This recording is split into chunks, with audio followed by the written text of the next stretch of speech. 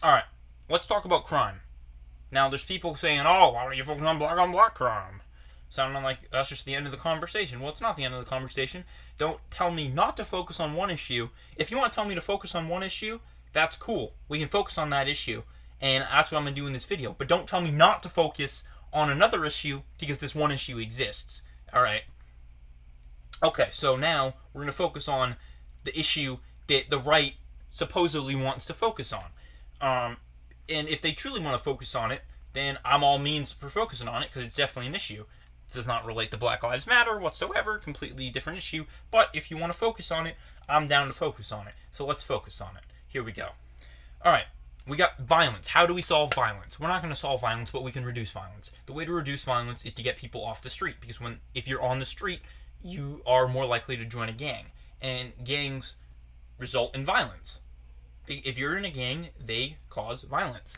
Um, so that's how you do that. You have to get people off the streets.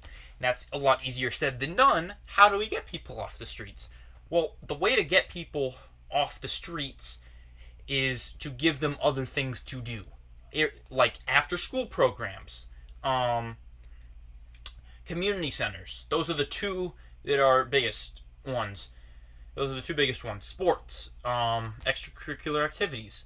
Now, I go to a school where we have probably over 100 extracurricular activities.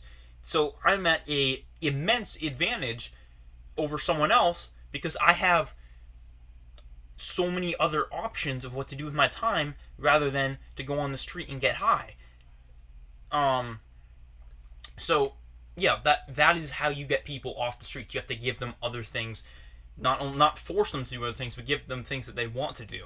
Because I would much rather play a game of basketball than be on the streets and doing random crap on the streets. I think I think a lot of people would agree with me. Even if you don't like basketball, there's other sports and extracurricular intramurals, stuff like that. Great. We need to increase those. Now, why do some schools have more of those than others? Well, in order to make some of that stuff fun, you likely need equipment and you need people to run those. And you need good people to run those.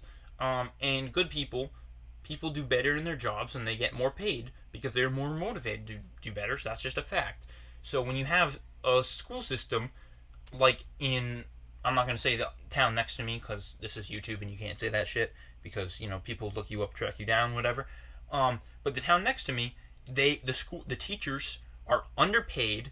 The school system is just worsely funded, so you can't give kids that extra thing that they want to do. You can't give them all these hobbies. They have way less choices, and they are more likely to resort to the streets.